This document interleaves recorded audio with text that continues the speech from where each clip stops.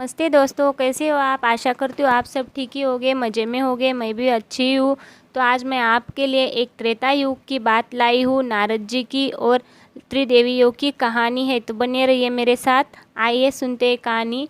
स्वर्गलोक में एक दिन गंगोत्री में त्रिदेवियाँ लक्ष्मी, सरस्वती और पार्वती अल्प वस्त्रों में स्नान कर रही थी। उस समय देवर्षि नारद जी उधर से जा रहे थे। जैसे ही उनकी दृष्टि इन तीन देवियों पर पड़ी तो वे मुंह फेर कर खड़े हो गए।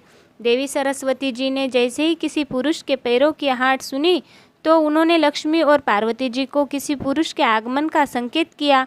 इस पर तीनों देवियों ने कंठ तक अपने को पानी में डुबो लिया। रास्ते की ओर देखा तो उन्हें नारद जी खड़े दिखाई दिए। झटपट तीनों देवियों ने जल से बाहर आकर अपने अपने वस्त्र बदल लिए तथा नारद जी से कहने लगी कि आपको शर्म नहीं आती है? जब आपने हमें देख ही लिया था तो खड़े होकर क्या सोच रहे थे? नारद जी ने अपना मुंह उन तीनों देवियों की तरफ घुमाकर कहा, देवियों, आपसे कुछ कहने की अभिलाषा लिए मैं खड़ा सोच रहा था। क्या सोच रहे थे? लक्ष्मी जी ने मजाक के स्वर में कहा, यही कि आप तीनों लोगों की माता कहलाती है, फिर भी इतनी बड़ी गलती करती है। क्या गलती की है हमने? पार्वती जी ने तुनक कर कहा, हम तो स्नान ही कर रही थी, आपको गलती कहाँ सूझ गई? यही तो तुम्हारी भूल है। जब आप स्वयं अपनी गलती का एहसास नहीं कर रही है तो साधारण नर नारी अपनी गलती कैसे स्वीकार करेंगे? सरस्वती जी, अरे छोड़ो बहन, इनका तो काम ही है इधर की उधर, उधर की इधर लगाना। चलो हम फिर जल क्रीड़ा करते हैं। नारद जी बोले, देवियों, आपके गंगोत्री में अल्प वस्त्रों में स्नान करने से आप इसका जल अपवित्र कर रही हो, क्योंकि इसका जल संपूर्ण लोकों में जाता है और पूजा हवन में काम आता है। पार्वती जी बोली, हम तो इसी प्रकार ही जल क्रीड़ा करेंगी, इनसे क्या, आपका क्या जाता है। चलो बहनों, देर किस बात की है? हाँ हाँ चलो। तीनों फिर गंगोत्री की ओर चला दी।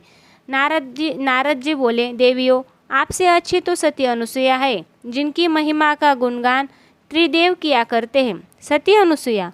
कौन अनुसुईया? कहाँ की अनुसुईया जिसका गुणगान त्रिदेव किया करते हैं? देवियों का हृदय व्यथा से जल उठा तो उनकी मुखाकृति पर स्पष्ट से झलक रहा था। सती अनुसुईया जो अत्रि मुनि की धर्म पत्नी है, जो अयोध्या के चित्रकूट अरण्य क्षेत्र में आश्रम में निवास करती है, उनके सतीत्व की महिमा अजय है। इस प्रकार नारद जी ने अनुसुईया जी का परिचय दिया और अपने धाम को प्रस्थान कर दिए।